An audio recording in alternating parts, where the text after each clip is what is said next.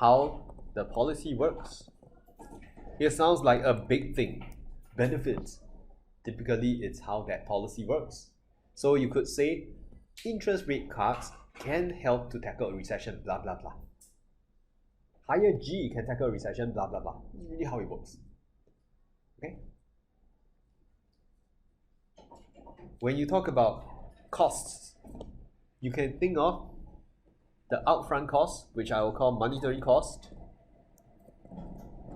and you can think of opportunity cost.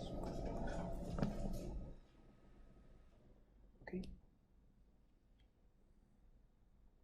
Then when you talk about constraints, okay, or I should talk about unintended consequences first. Unintended consequences typically refer to today's agenda, trade-offs. It's typically a trade-off. Okay? Or conflict. Another name for trade-off is conflict. Right? So we'll see that today. How about constraints? Other limitations.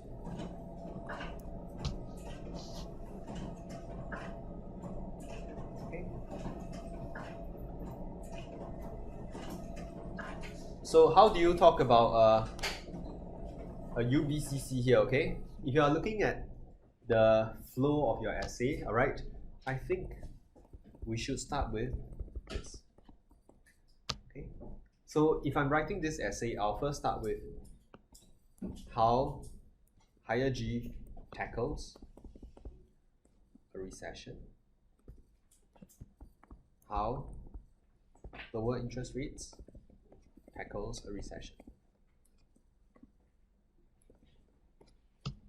Okay, so the first factor, I'll just put it as benefit. Later I'll show you how to rename it. Okay, then you could bring in your costs or your constraints, right? So if I bring in constraints, I could say budgetary constraints. I could say state of expectations.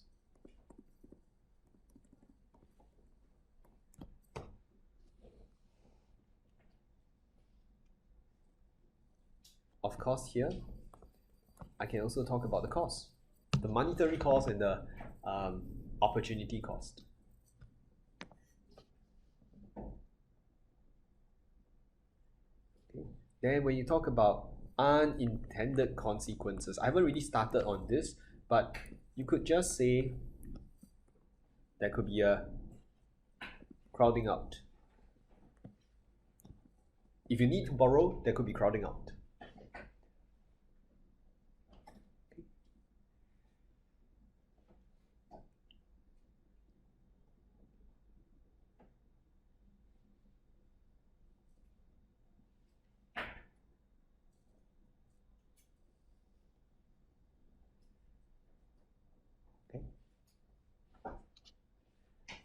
So I first put this out because I want to show you one thing, a key thing. The question has changed. The form of the question has changed. The substance of your answer is still policy pros and cons. Do you see that? In Hwa Chong, they told students before, when the question asks you for factors, your factors must be open-ended. Okay? So when you see a question like this, you can't say, all right, one factor they consider is the lack of budget. This is not open-ended. This is already very biased. You're saying lack of budget. An open-ended way of phrasing this is availability of budget. It's a phrasing thing, but you don't want to constrain yourself to just one side. Right? So we say availability of budget instead of lack of budget.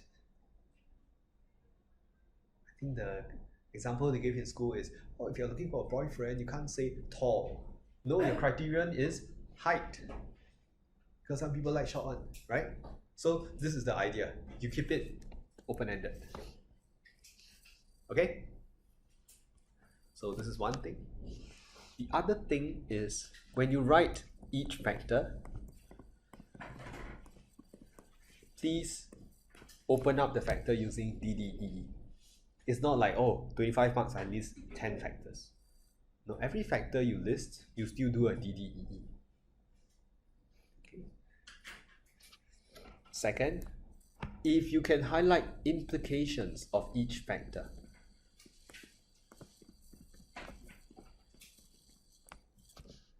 that would be nice. And that would make your essay more level 3. Like, a factor is budget availability. You can say if you lack the budget, you need to borrow, then crowding out. Alright? See, you can still develop into this point. We'll have more of this coming out along the way.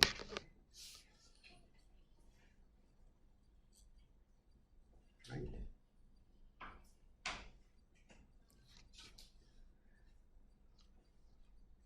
So in this essay, based on these criteria, my factors could be impact on AD. Okay, the first factor they consider is impact on AD. Right. So this is my benefit. Don't call the first factor the benefit. You have to give it a specific factor name. Then the next factor they consider could be availability of budget. Budget. State of expectations can also. Size of multiplier also can. These are your constraints. Don't need to call them constraints, you can just give them these names. Okay. Then the last one, if you want to bring in a unintended consequence, you could say maybe the likelihood of crowding out. Okay. So these are the 5 factors you can bring in. Okay, possibility of crowding out, likelihood of crowding out, that all works. Okay. Evaluation, standard way to evaluate. Under eval, your stand should be the most significant factor. You gave a list of factors. The stand is not, oh, most appropriate, because the question didn't ask you for that. They ask you for factors. So you should say what you think is the most significant factor. Like you could say here is the state of the economy, which ties back to budget and expectations.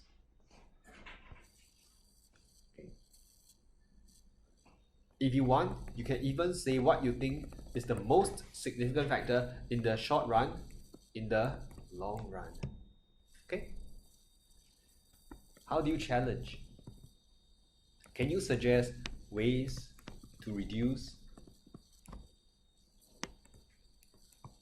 all the undesirables? Okay?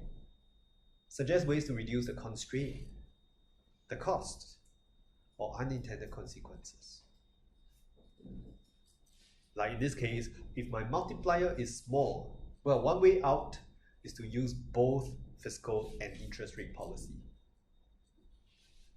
Okay? Like use both policies together.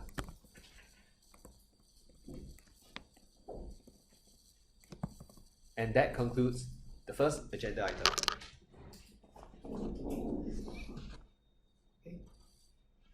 Questions?